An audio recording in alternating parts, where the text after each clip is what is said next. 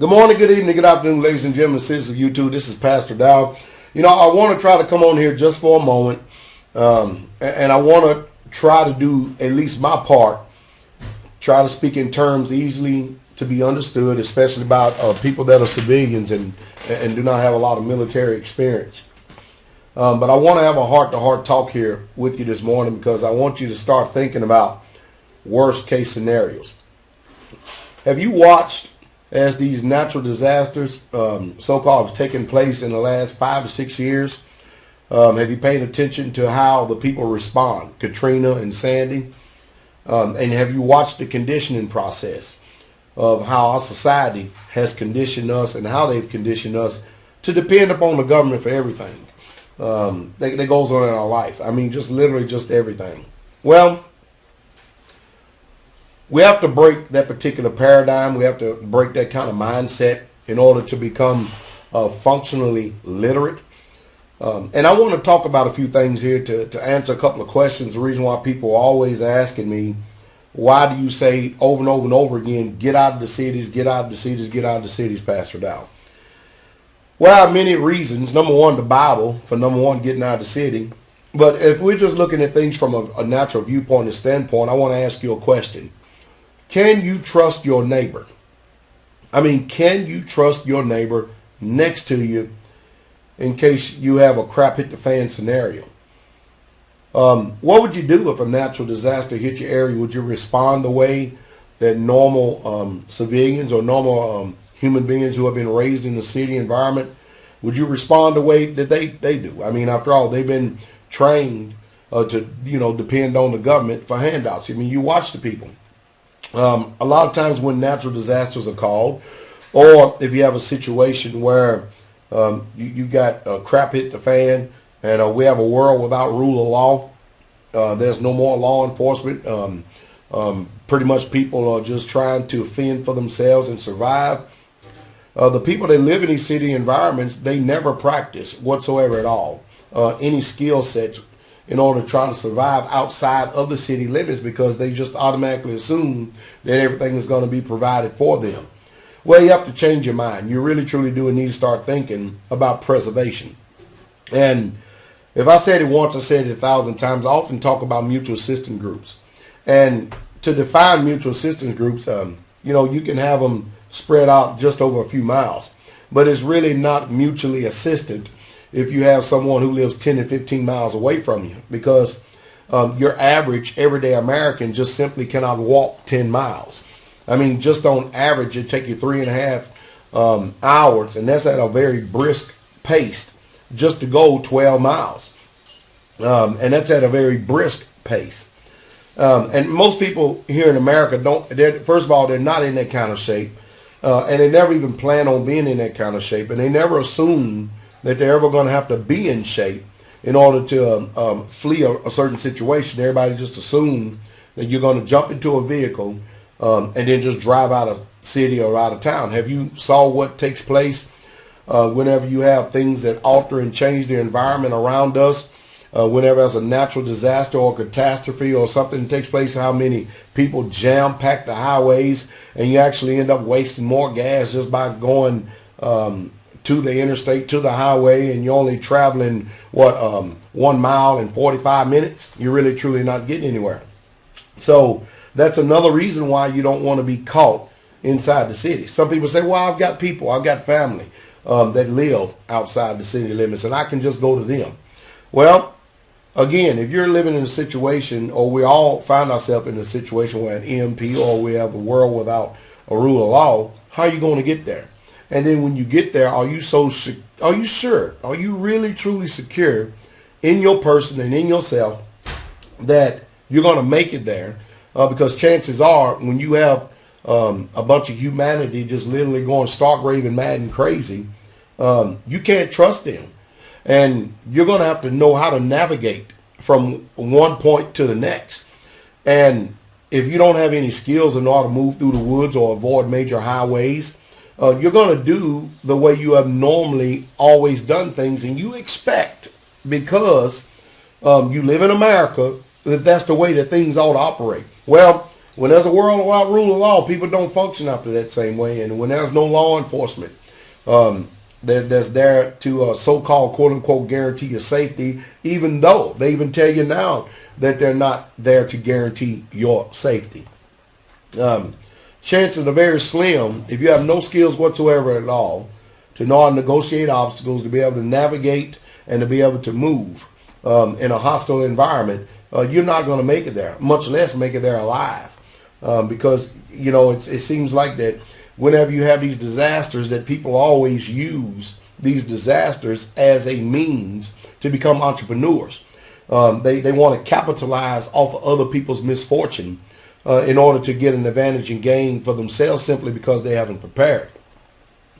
Well, myself and other people, we get on here and we talk like this, especially veterans do, because we want to get you to think outside the box. We want you to free your mind. We want you to start thinking about things that you never would have considered otherwise.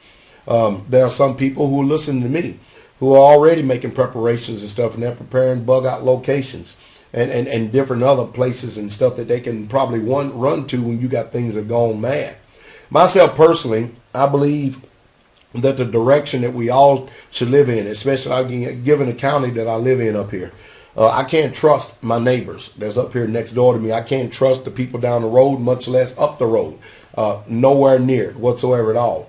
And it's not because I've chose that. It's just the way that the demographics of this county is.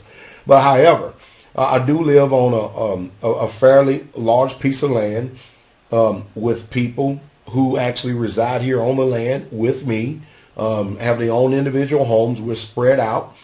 And we pretty much have a tight 360 around the place. We have a nice security situation set up for us.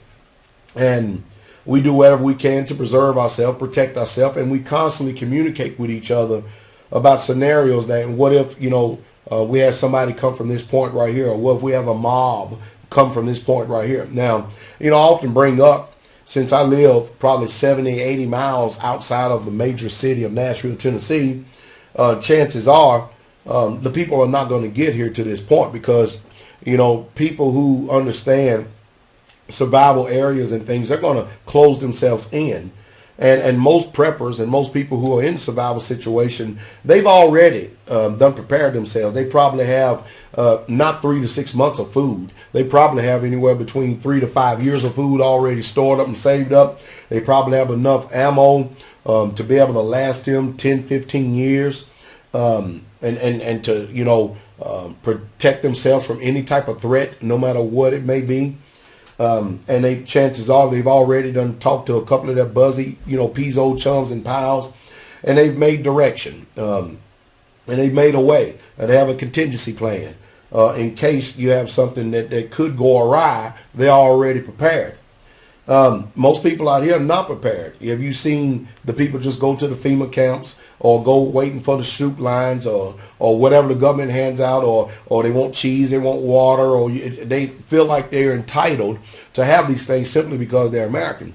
And most people that are living in the cities and stuff don't possess a weapon of this magnitude right here in order to preserve themselves or their family, much less a shotgun for home defense.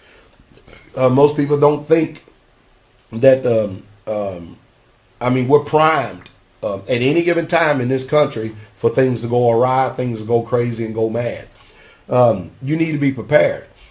And I think that more than anything, that you should try to get around people, or at least get some knowledge from people who are informed, who can help you to actually expand the regions of your mind, to give you a little bit of understanding about humanity, how it operates, the way that it thinks. And not only that, there's been a couple of good movies out lately that would actually give you insight to the type of animalistic nature that human beings will revert to, given when you got situations that resources are really scarce. There's really no police officers or any law whatsoever at all, except the law that you establish yourself. So saying all this, I think that believers, especially believers in the Messiah, should live in close proximity. I mean, i.e. what we call communities, because you can trust each other, and we see each other all the time. We know each other. We're a family. Our own family, natural family, rejects us, And it's amazing too. It is utterly amazing because anytime in this life that you make a change that other people disagree with, they automatically exclude you from their company. They automatically make you an enemy. I mean, I remember when I first started off in the faith, my wife, she started wearing skirts all the time, and immediately her family began to attack her for wearing skirts. I mean, after all, is she not a woman? Does she not have a right to be modest? Does she not have a right to dress the way that she wants? Then my wife wears a head covering. The first thing they came at her at is with some kind of bondage or something like that. Why does she have to be in bondage to exercise her liberty and freedom to dress whatever way she wants? I mean, I just don't understand that. And of course, then we started putting down pagan holidays, and we don't celebrate those things. And anytime we made a change, we always received opposition. Nobody supported our change, none of them whatsoever at all. Well, here we are 10 and 15 years later, and guess what? Those same people whose ability to resist is just about all but null, nil, and void. Guess who they depend upon for advice? Guess who they depend upon for everything? And while we continue to keep growing in faith and growing in soundness and have a secure mindset, well, there's nothing that you're going to do, especially when making changes, that you're going to get the masses of the people, especially family, to agree upon. And so you're going to have to find people of like mind, people who actually understand what you're doing and why you're doing it. My family and friends and all of them know that we believe in firearms for self-preservation, and we believe in protecting our families and preserving our families. Most of them is taking a position that they don't. However, it's their right, it's their prerogative. They can pick and choose and do whatever they want. But I assure you that when we're in a situation where the world has gone mad and world without rule of law, that those that are not able to defend themselves, and those who have no training and know how to defend themselves, and those who do not even know how to set up a position, you're going to be the first primary target of attack for all these people, because they're already going to know the type of people that you are. Living out here in the country, there's a kind of like a mutual respect. You don't trespass on my land. You don't come on my land. I don't come on yours. And like I said, when you live in close proximity of a lot of believers, hey, you've got a mutual assistance group right there already. Right there already. And this is the thing that I think that we need to be doing. I think that believers, especially as we see the evil day approaching, is that we need to really start thinking more in this area and more in this time, because it's not going to be a pretty situation. I can survive in the woods. I can survive in the woods for quite some time, pretty much a long time. Most of you don't have any training to survive in the woods. My wife, the people there at Straightway, we all can actually get along just fine. And because that's the reason why we have GOTS meetings, Gathering of the Saints meeting, we can do all that.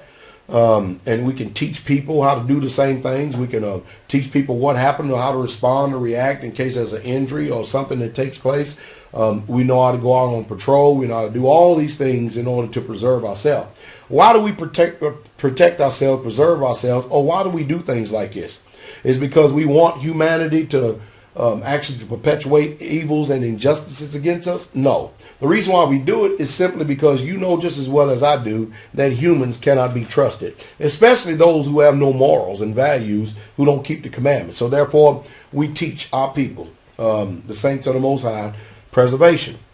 I think that you should get some good firearms training from a competent instructor, i.e., first of all, number one, someone who's more like a staff sergeant and above in the military, who has had a lot of trigger time and a lot of range time, and is also familiar with mock-up door training, and I can go on and on and on about areas like that. But I think the picture that I'm trying to paint here is that we all need to start thinking different, because we can all see our world and our environment changing drastically before us. I think rather than having the attitude of just bugging out, I think you need to have the attitude of defense and bugging in, first and foremost. I can understand if your position gets overrun, you have a contingency plan to where you can actually ditty on down and go to another area that the group already mutually agrees this is where we're going to be at. And even at that, there needs to be a cache. There needs to be things that are already set up in advance And everybody has a role to play. The women, the children, the men, everybody has a role to play in order to make sure that this thing is running properly, right, and security, big time. More than anything, security is there. You have to have a high level of discipline because civilians is just a fact. Those who have never slept out in the wood line or even been outside of this country, they do not have a high level of discipline whatsoever at all. Do you have to be in the military or be ex-military in order to have a high level of discipline? No, you don't. But you do need to put yourself in a situation. You do need to put yourself in an environment to where you will have to survive for a couple of days so you can at least get a taste or an experience of what you're going to be up against and what you're going to be dealing with. Whenever I go out, I never leave home without taking a firearm with me. I always have one with me. No matter where I go, and it depends on where I go or how far I travel, but I always carry one with me everywhere I go. Sometimes two, sometimes three. I think that many of you should actually start carrying what we'll call tactical knives. Because you're going to need these things for all type of situations that you may be confronted with out there. And mind you, and I think that even so, you also should have what we call some people call it a get home bag. A get home bag, and inside of this bag right here, there should be quite a few magazines. There should be a couple of bottles of water. You should automatically have TP in the trunk of your car because you know what happens if a tractor trailer or a bus or something like that or a chemical truck overturns on the highway. You could be there 3 to 4 hours, and naturally you've seen the people run to the wood line, and most people are not prepared, and children hollering and screaming and carrying on, and it's just utter chaos and stuff. You may want to carry a couple of nutritional bars in there or have a few of them in your vehicle. You definitely want to have a cell phone. And then if you're going to keep a cell phone, want to keep it at home, you may want to try to develop a Faraday box. And I mean, there's just so many situations and scenarios. But you're going to have to start changing the way you think, changing the way you're doing things, because we're living in a world today, literally living in a world today that is ever changing right before our very eyes. You know just as well as I do, your neighbor can't be trusted. The government definitely can't be trusted. The only people you can trust is those who you know, those you build a rapport with, those who you grind shoulders with on a weekly basis, those who you're constantly around all the time. They know your strengths and your weaknesses. You know their strengths and weaknesses, and all of that is like a cohesion and a tight-knit unit that you develop a pact with each other. You need to start thinking like this. So I don't think the city is the best place for anybody to be, considering all the things that I've spoken about here in this video here thus far, and watching the reaction of human beings and how they respond whenever there's a natural disaster or catastrophe that takes place. I think you ought to consider carefully what I've said. And I think you ought to consider growing your own food. I sit and watch people all the time murmur and complain about genetically modified foods. You have a choice, and they have a choice. They have a choice to eat those foods if they want to. I'm not going to go out and lobby Congress and lobby everybody about the food that we're eating. I already know we live in a toxic environment. So therefore, I learned the arts of herbs, the herb of the field for the service of man. I learned how to detox. I become proactive. I care about myself. But more than anything, I care about those who are around me, who listen to me and depend on me for leadership, guidance, and direction. And if I've got it inside my heart and my mind that I can help someone, I'm going to do everything I can, especially when you've been given the ability to. Most people are not willing to burn the midnight oil and to do what it takes to inconvenience yourself, to educate yourself so that you can be in a position to educate others. I hope I've said something to stimulate thought and gave you just a few situations why I don't think that the city is the best place that you should be in. I think, again, and I want to end this video on this, you need to become very proficient with firearms. You need to know that, how to protect yourself, because it's the modern day sword of the day. I hope y'all have a good evening. I hope y'all be encouraged, and pass this video around to those who may have never heard anybody speaking like this, maybe to give them an opportunity at least to be in a position to make an informed decision.